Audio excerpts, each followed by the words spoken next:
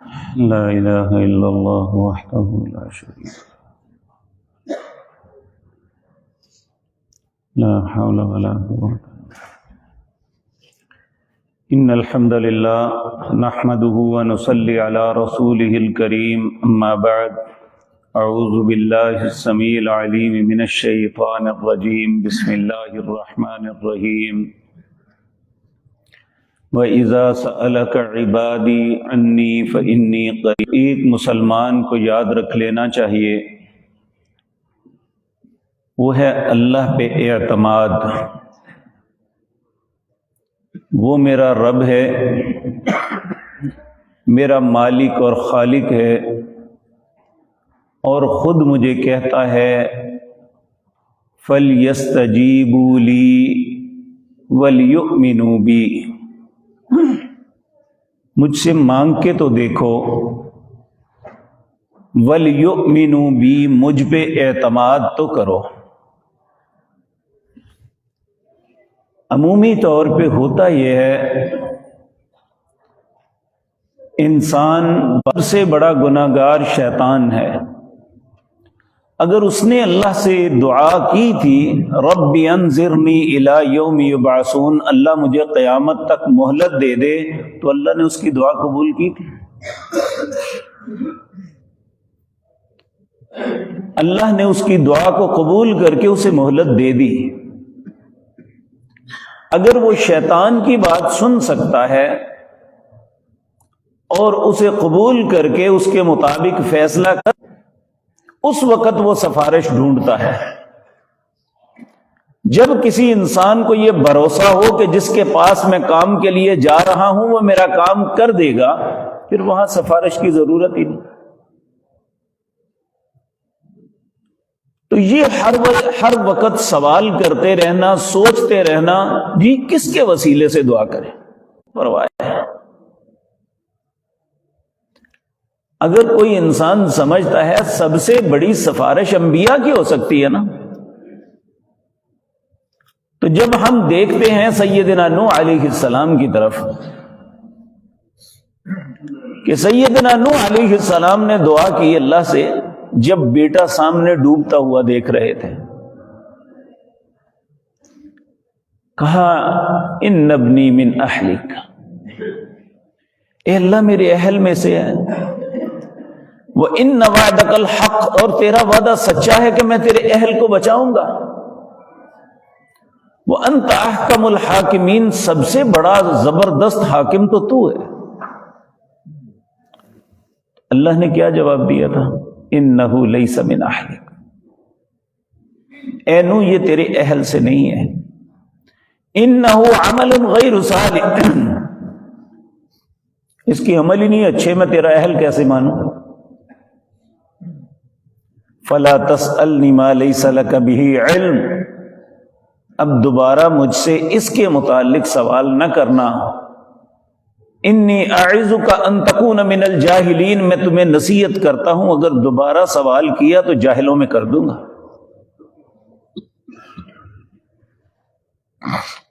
انبیاء سے بڑی کس کی سفارش ہو سکتی ہے؟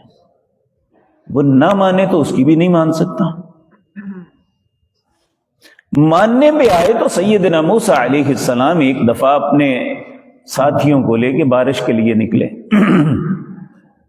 کہ اللہ سے دعا کرتے ہیں کہ اللہ بارش برسا دے۔ اللہ کے جلیل القدر نبی اور ان کے امتی ساتھ جا رہے ہیں میدان میں کہ بارش کی دعا کرنی ہے۔ اللہ کی طرف سے وحی ہوتی ہے موسیٰ تمہارے ساتھ ایک شخص ہے، میں اس پہ سخت ناراض ہوں، یہ اس کی کرتوتیں ہیں، یہ عمل ہے، جب تک وہ ہے میں بارش نہیں کروں گا۔ اب چند لمحے گزرے تو بارش شروع ہو گئی۔ موسیٰ علیہ السلام نے اعلان کیا کہ میرے رب نے کہا ہے کہ اس طرح کا ایک غلط کار بندہ جب تک تمہارے اندر موجود ہے میں بارش نہیں کروں گا۔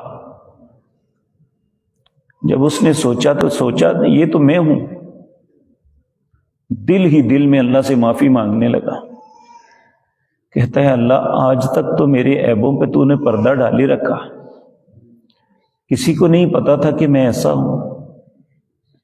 اے اللہ اب مجھے معاف کر دے، آج کے بعد کبھی نہیں ایسا کروں گا۔ بارش شروع ہو گئی۔ موسیٰ علیہ السلام نے اللہ رب العزت سے پوچھا، مالک آپ نے تو فرمایا تھا کہ بارش نہیں ہوگی جب تک ایسا بندہ تو نکلا ہی کوئی نہیں۔ تو اللہ رب العزت نے فرمایا، موسیٰ اس نے مجھ سے صلح کر لی ہے، مجھ سے معافی مانگ لی ہے۔ تو یہ اعتماد جو ہے یہ بہت بڑی چیز ہے۔ ہمارے اندر اعتماد کا فقدان ہے۔ ہم دعا کے لیے ہاتھ اٹھاتے ہیں، کلمات بھی پڑھتے ہیں، لیکن دل کے اندر بھروسہ نہیں ہوتا۔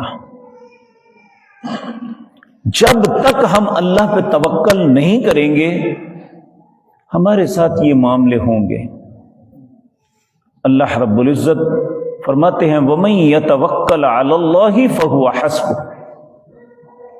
جو اللہ پہ بھروسہ کرتا ہے اللہ اس کے لیے کافی ہو جاتا ہے۔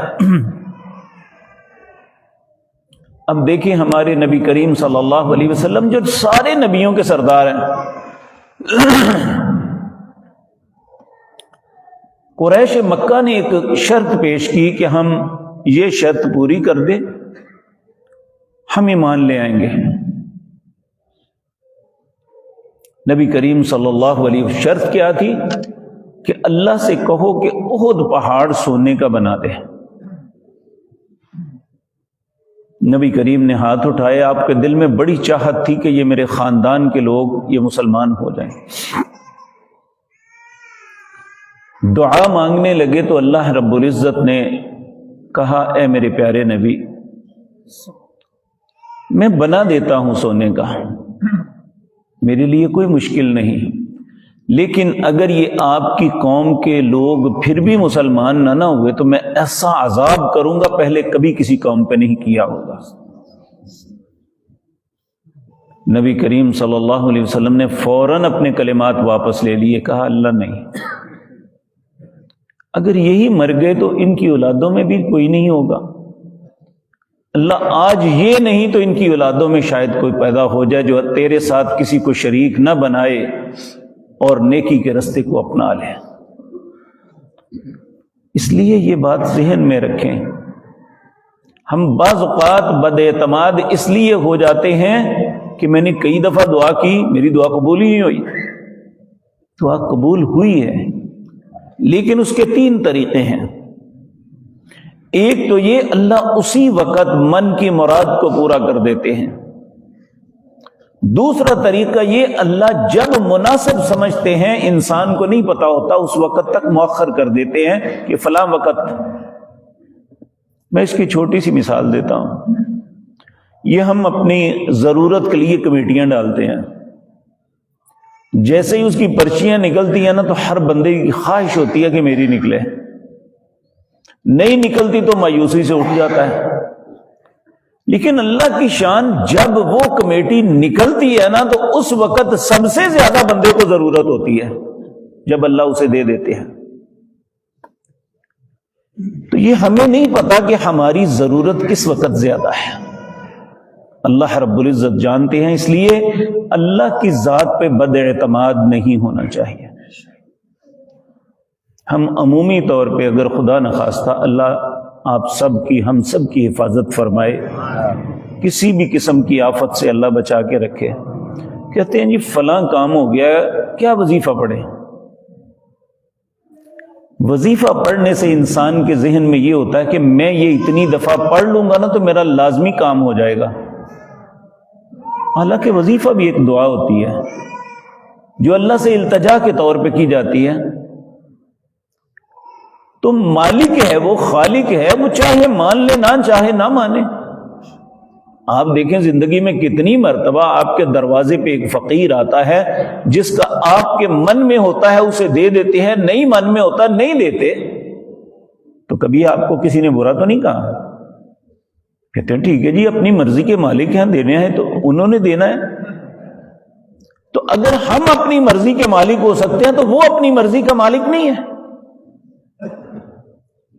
کہ اس نے ہماری کئی باتیں مان لی، ہمیں کئی کچھ دے دیا، اگر ایک وقت نہیں بھی دیا تو پھر کیا ہوا؟ ممکن ہے وہ ہمارے حق میں بہتر نہ ہوتا، اور بعض اوقات ایسا ہوتا ہے انسان ایک چیز کو طلب کرتا ہے۔ اللہ رب العزت قرآن کریم میں فرماتے ہیں وَلَا تَتَمَنَّوْا مَا فَضَّلَ اللَّهُ بِهِ بَعْضَكُمْ عَلَى بَعْضٍ، تم میں سے بعض کو بعض پہ جو میں نے فضیلتیں دی ہوئی ہیں نا، تم ان کی تمنا نہ کیا کرو، ممکن ہے وہ تمہارے حق میں بہتر نہ ہو۔ جس کو میں نے جو دیا ہوا ہے میں نے سوچ کے دیا ہے۔ تو اس لیے میرے عزیز بھائیو، آج کی مجلس میں میرے اور آپ کے لیے سبق یہی ہے کہ دعا کے آداب میں ایک بنیادی عنصر ہے اللہ پہ اعتماد۔ جب اللہ پہ اعتماد کر لیں گے تو سب کچھ مل جائے گا۔ تو اگر کسی وقت نہ بھی ملے تو ایک مسلمان، ایک مومن ہونے کی حیثیت سے ہمیں یہ ہونا چاہیے کہ میرے رب کو یہی منظور ہے، وہ نہیں چاہتا، یا میرے حق میں وہ نہیں بہتر، اس لیے اللہ نے نہیں دیا۔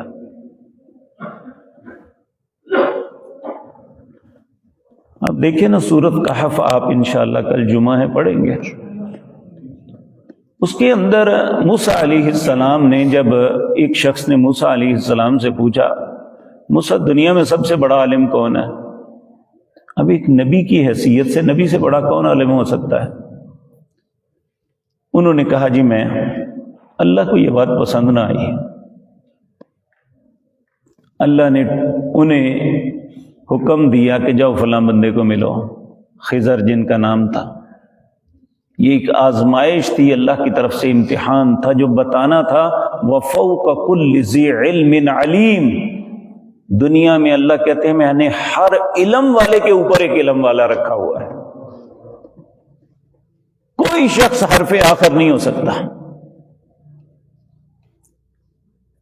تو جب خضر کے پاس گئے تو کہا کہ میں آپ سے کچھ سیکھنا چاہتا ہوں۔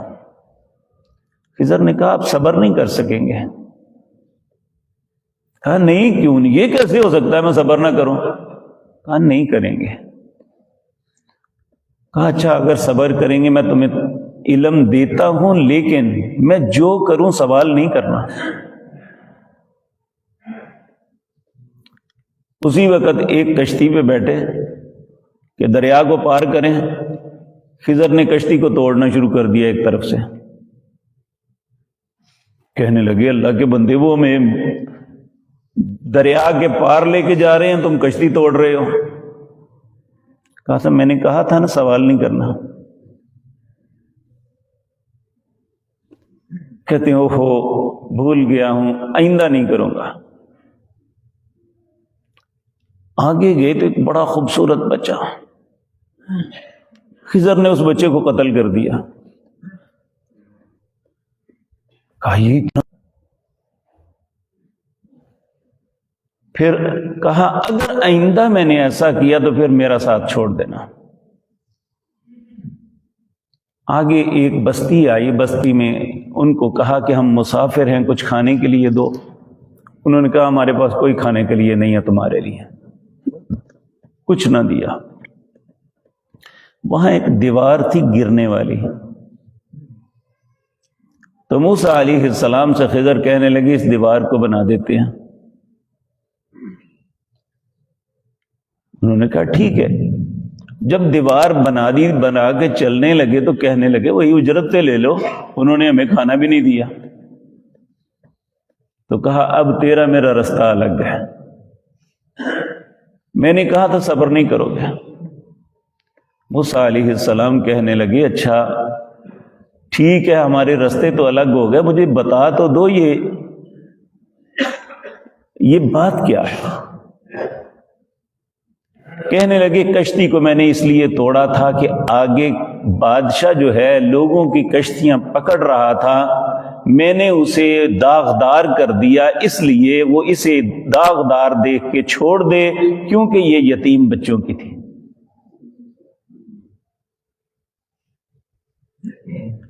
دوسرا بچے کو کیوں مارا؟ کہا یہ بچہ بڑا ہی بدبخت تھا، بڑا ہو کے اس نے اپنے ماں باپ کے لیے ایک بہت بڑا فتنہ بن جانا تھا، میں نے اسے مار کے کہا کہ اللہ اسے اور اولاد دے دے گا۔ اور تیسرا جو دیوار بنائی کہا وہ 2 یتیم بچوں کی تھی جن کے والدین بڑے نیک تھے، انہوں نے اس دیوار کے نیچے اپنے بچوں کے لیے ایک خزانہ دبا کے رکھا ہوا ہے۔ تو میں یتیموں سے اجرت لیتا،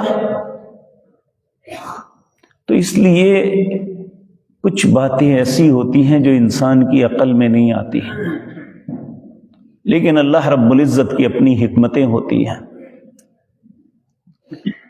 تو ہمیں اللہ کی حکمت، اللہ کے فیصلے اسے قبول کرنے چاہیے۔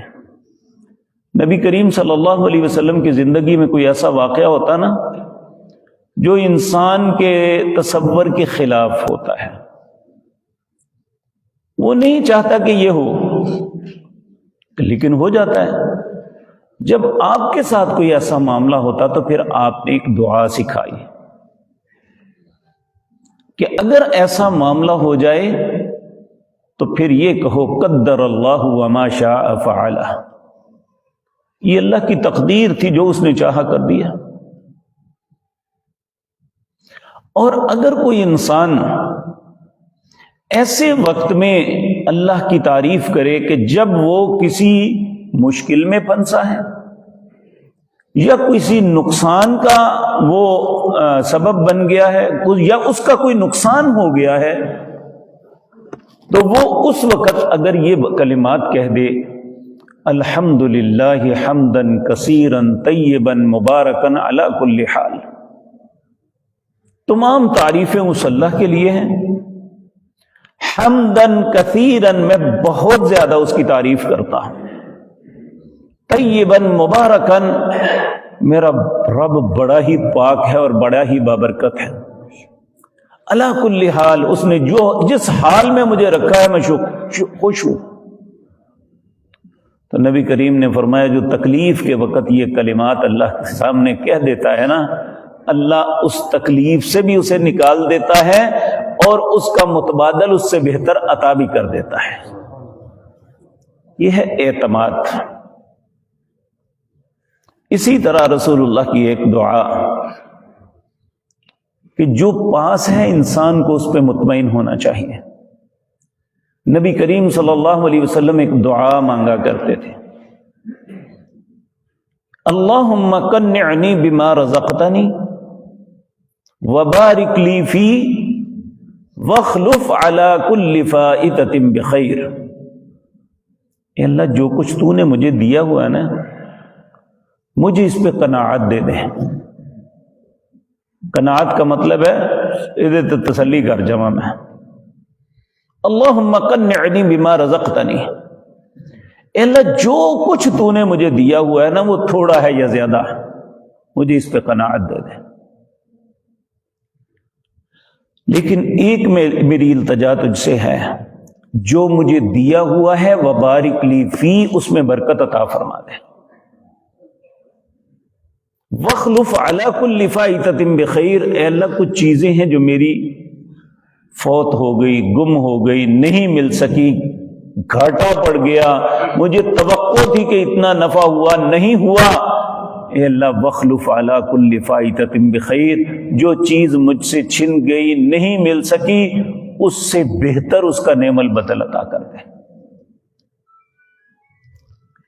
تو یہ وہ کلمات ہیں جو رسول اللہ صلی اللہ علیہ وسلم ایسے مواقع پہ کیا کرتے تھے۔ تو میں نے آپ کے سامنے سورۃ بقرہ اس کی آیت نمبر 186 روزانہ پڑھتا رہا۔ آپ ذرا غور سے اس کا ترجمہ سنیں۔ وَإِذَا سَأَلَكَ، اے میری پیغمبر آپ سے سوال کرتے ہیں عبادی میرے بندے، یعنی اللہ سب کو اپنے بندے کہتا ہے۔ اذا سألک آپ سے سوال کرتے ہیں عبادی میرے بندے، انی میرے متعلق، یعنی اللہ رب العزت کے متعلق، میرے بندے سوال کرتے ہیں میرے متعلق، میں کہاں ہوں؟ فإنی قریب، انہیں کہو کہ میں قریب ہوں۔ قریب کا مطلب جو بعض صوفیاء لیتے ہیں وہ غلط ہے۔ اللہ میرے دل چ رہندا ہے، اللہ میری اشارہ تے رہندا ہے، اللہ عرش پہ ہیں، من حیث الذات اللہ کی ذات مطہرہ عرش پہ مستوی ہیں، الرحمن علی العرش استوى، اللہ کا علم اتنا قریب ہے، میں خود اپنے آپ کو اتنا نہیں جانتا جتنا میرا رب مجھے جانتا ہے۔ اللہ کا علم قریب ہے، کہا میں قریب ہوں، اجیب دعوت الداعی اذا دعان، جب بھی پکارنے والا مجھے پکارتا ہے میں اس کی پکار کو قبول کرتا ہوں، اجیب،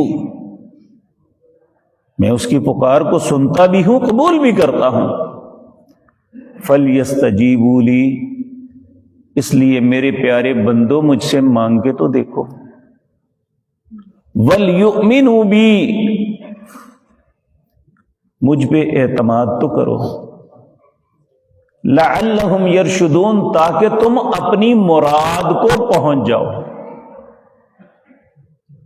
تو اپنی مراد کو پہنچنے کے لیے اللہ پہ اعتماد ضروری ہے۔ اللہ یہ نعمت ہمیں عطا فرما دے۔ اقول